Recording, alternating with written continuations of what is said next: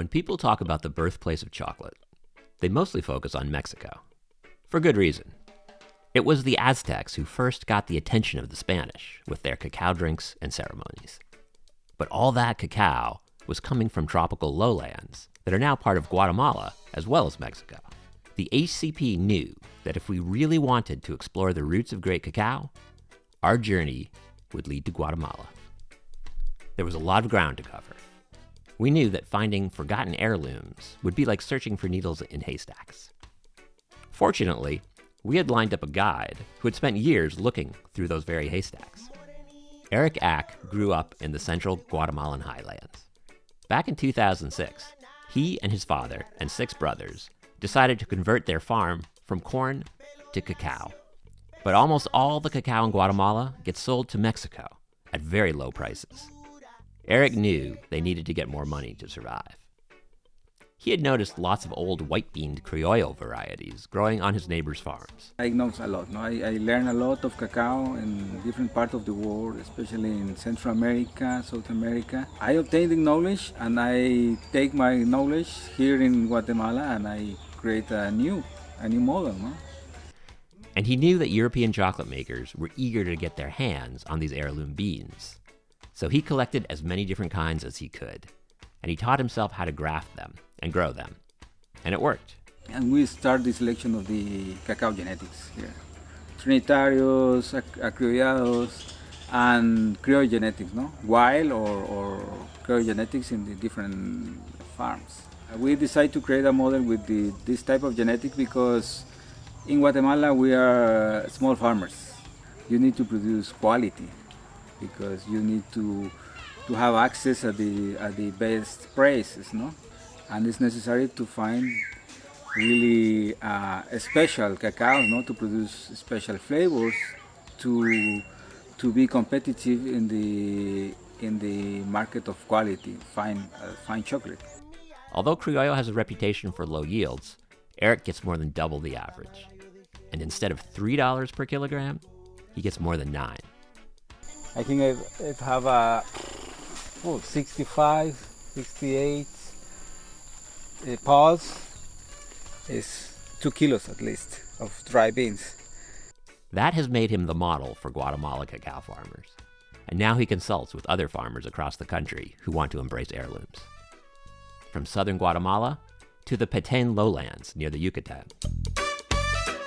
Pero bueno, las cacaos que tienen como estas coloraciones más claras tienen como la oportunidad o el potencial de tener muy buenos sabores. Lo planificamos, ¿sí? Y ya no solo va a haber una de estas verdes, sino que un montón. Van a venir surtido, ¿eh? Sí, surtido. Cada uno con su... Les cuesta un poco más buscar un buen sabor cuando uno hace una fermentación. En cambio estos no, es más fácil, ¿verdad? Y los sabores pueden ser más suaves, más florales, especias, cosas así. This farm, Antonio, they have clones from my farm, 7 different, and the idea is to create a new blend from this farm with this genetics. They're starting to produce, not like in Erick's places, but they are getting used to the very hot weather here. We used to grow here corn, different crops, corn, sugar cane, but with that type of crops you don't have like forests and animals, and with cacao it's a combination. You can have everything and still benefit from the crop. The decision of what type of beans we want to send Heirloom cacao to apply.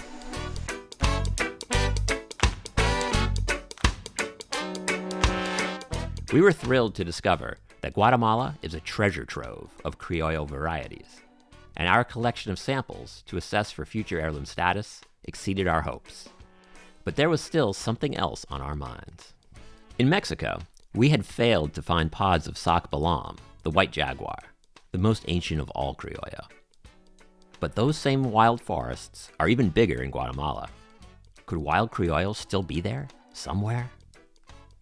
Erick pinpointed 2 communities where wild criollo might still be found, and where support from the HCP could make all the difference. The first is Santa Maria Zeja, a Mayan village near the Mexican border.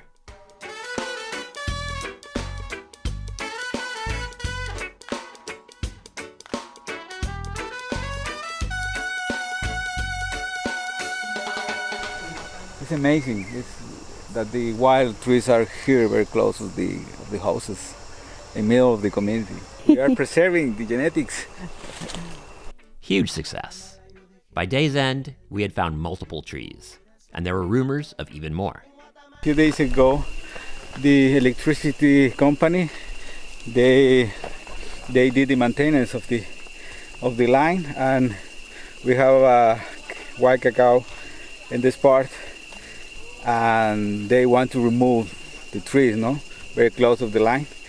But Eduardo, the farmer, was very attentive and say, no, it's not possible, man. The area was a gold mine of Criollo genetics. The next steps are to make sure no trees get cut down, to graft new trees, and to start a clonal garden. If all goes well, in 2 years, we'll have enough pods to make some chocolate. Guatemala turned out to be a great example of how interest in fine chocolate can make new things possible. Guatemala had some of the worst deforestation in Central America, and its few remaining cacao farmers were going broke. Now, thanks to the world's new excitement for heirloom cacao, its farmers are back in business, and thousands of acres of new forest are being born.